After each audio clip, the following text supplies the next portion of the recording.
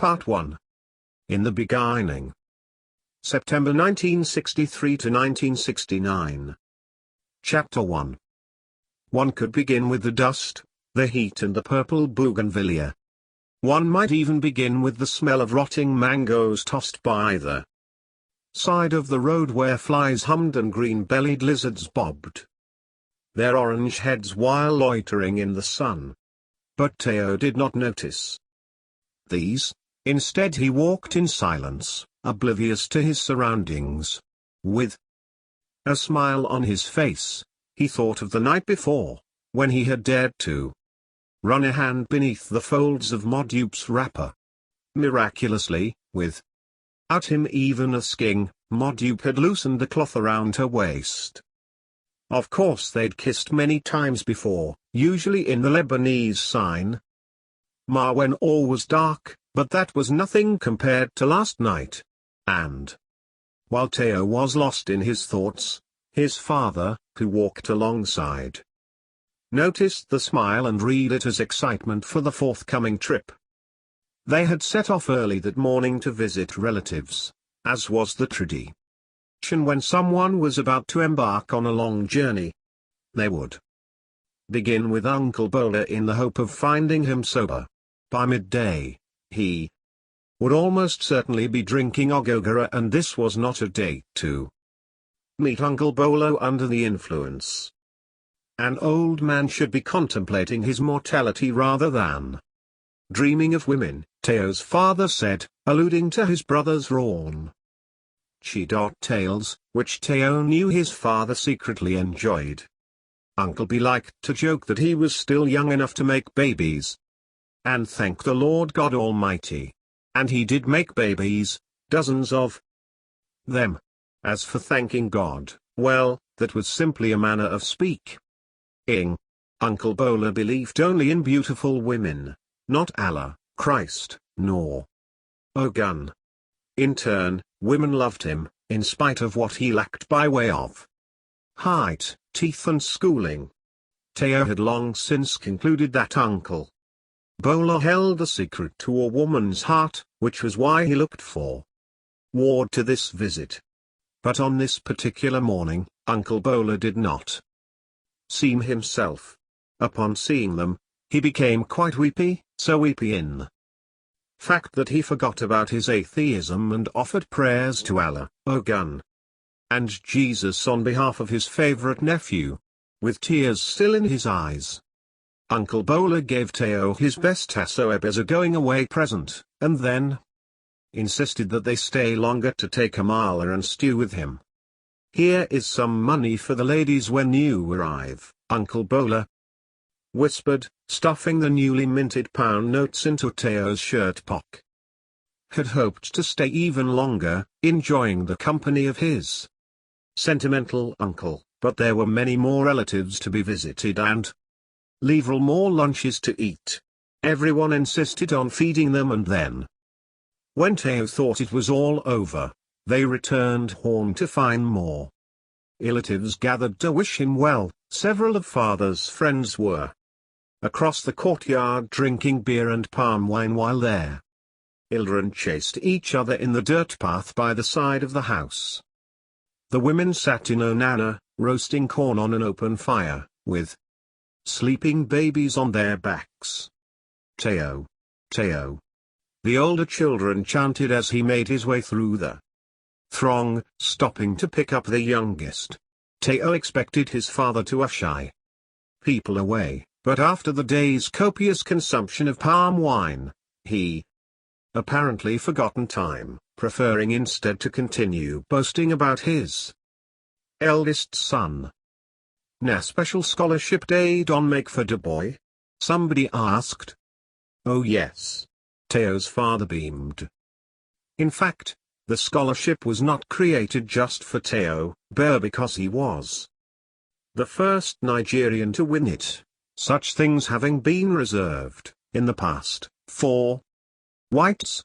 Theo's father decided that he might as well claim it solely for his son. Theo closed his eyes while his father boasted, and thought ahead of day after next, imagining how he would move swiftly through the crowds at Lagos port to the ship and sail over the seas to England. And then to Balliol College, Oxford, Theo whispered, thinking how grand it sounded. At dawn the following day, the entire Ajayi family said prayers before gathering around Father's silver Morris Minor, washed and polished by brothers Remy and Tund so that it glistened like a fresh river fish. Every body was dressed in his or her Sunday best, ready for the photographs, and only when the cameraman ran out of 61 meters did 5 of them clamber into the car. Father sounded the horn and all the doors slammed shut. The key turned and turned again, but the motor wouldn't start, so everyone stumbled out again to push. Even Father helped, with one foot pumping the pedals and their other pushing back against the ground. They rolled it down the path, out of the compound and onto the road, until the engine jerked into action. Then, hurriedly, they all piled back in.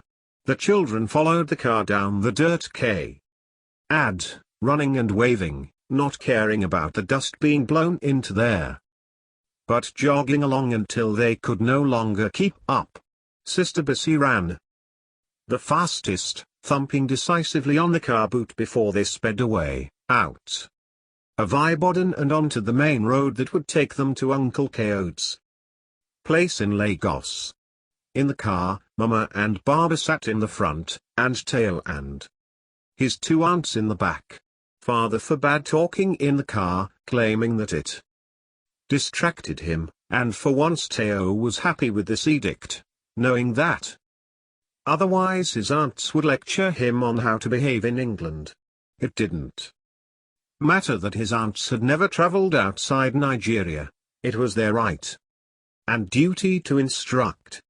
Theo closed his eyes and thought again about his sweet heart and their final goodbye. He remembered the poem he had composed for the occasion and the lines that did not quite rhyme. Thankfully, in their end, there had been no need for sonnets. By the time they arrived at Uncle Kaode's house, the car was caked in dust and its weary passengers covered in sweat and grime, but all would soon be forgotten. Uncle Kaode had a luxurious home. He was a big man in Lagos, recently returned from abroad as a senior army officer. Maids cooked for him, and large fans hung from the ceilings, whirling at high speed to keep the house cool. Theo had never seen anything like it before. When you arrive in England, my son, Uncle Kaode was saying, you must make sure to contact the British Council and don't forget to write to Cousin Tund and Cousin Jumoke. Theo listened carefully, hoping not to forget any valuable advice, but by the time he went to bed he couldn't remember half of what he had been told. Annoyed with himself, he tossed restlessly on his mattress. For weeks, he had been looking forward to traveling away from home, to having his freedom, but now he thought only of what he would miss and how frightening it would be to travel alone. He took Modupe's photograph from his bag quietly, so as not to wake his uncle, and kissed it. Reassured by her smile and remembering the events of Friday night, he rolled over and eventually fell asleep. The next day, Theo stood at the port, holding his bag tightly. He dared not ask his uncle another question. He had asked so many already, but he still wasn't clear about what for do when he disembarked. What if the arrival halls in England were just as chaotic as the confusion he was seeing now, with everyone shouting and gesticulating and no one bothering to queue? Exasperated by the late afternoon heat, men took off their cloth caps and flicked away beads of perspiration. Then, as the folds of their agbadas kept slipping off their shoulders, they hitched them back, raised their arms like swimmers. Meanwhile, women herded children and straightened little dresses, trousers, and shirts, while hastily tightening their own wrappers and head ties, continually unraveled by heat and bustle. Theo, like everyone else, had been standing in this crowd for hours. He smiled, but not as broadly as the day before.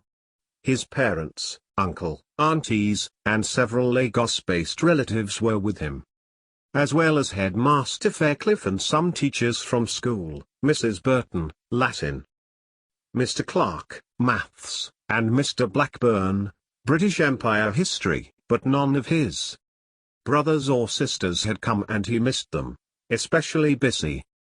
Theo shook his head wistfully, staring at the liner, the Oriole, which towered high above them like a vast white giant with hundreds of porthole eyes. "You will be missed," he told himself, recalling the rumor started by friends that a particular Lagos girls' school, the one whose pupils occasionally visited his old school, was in mourning over his departure. He glanced around for these girls, but all he saw were family, easy to recognize in the matching clothes worn specially for his send-off. The men's agbadas were the same aubergine purple as the women's short-sleeve bubbas and ankle-length wrappers. Theo's mother had chosen a material, fine Dutch waxed cotton, embroidered in gold thread at the neck and sleeves. Theo had wanted to wear his agbada like the rest of the family, but father insisted on Western attire, claiming it more appropriate for an Oxford-bound man. So instead of loose, flowing robes, Theo wore grey flannel trousers, white shirt, school tie, and a bottle green blazer that stuck to his skin like boiled okra. His agbada was neatly packed away in the trunk with extra clothes, the Quran, the Bible, half a dozen records, and several large tins of cooked meat with dried okra, egusi seed and ilubo. Jundaduo, omami. Fousi irio, damajekia winobin rinko ce lori. Eat well, my son.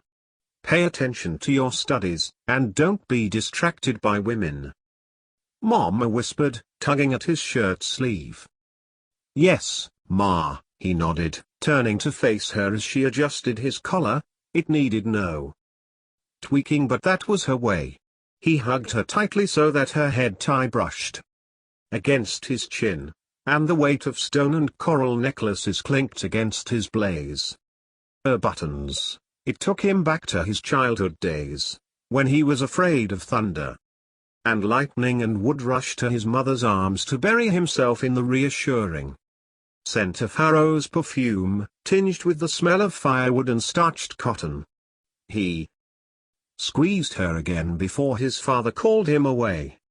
So long, my son, Baba spoke in English, which was his custom when in their presence of expatriates.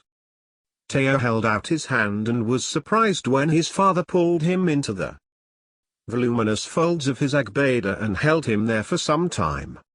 Baba then started sniffling and fiddling with his handkerchief behind Theo's neck, which compelled Theo to cough and break father's hold so that they stood for some moments, tangled but silent, each searching for something to say. Now, Theo, Headmaster Fairclough interrupted. You're off to be a Balliol man. Yes, sir. Theo nodded. You ought to be jolly proud of yourself, Theo, and soon you'll return to lead your country and make our school proud. He grasped Theo's hand and threw a friendly slap across his shoulder. Theo nodded again, feeling strangely irritated by the man whom he normally admired and felt indebted to for the scholarship. Right then, off you go, Mr. Fairclough ordered, releasing Theo, and pointing to the gangway. Theo turned to leave, holding tightly to the large canvas bag that hung from his shoulder. Mama had assured him that in it was all that he needed for the voyage: a few changes of clothes, a bar of palm-olive soap, a tin of cola nuts, some dried meats, a map of England, chewing sticks, and Uncle Coyote's old winter coat. "Write to me as soon as you arrive," Father called. "Yes, sir." Teo glanced back at his father before making his way slowly up the steps. He waited for his father to shout one last instruction, but it never came.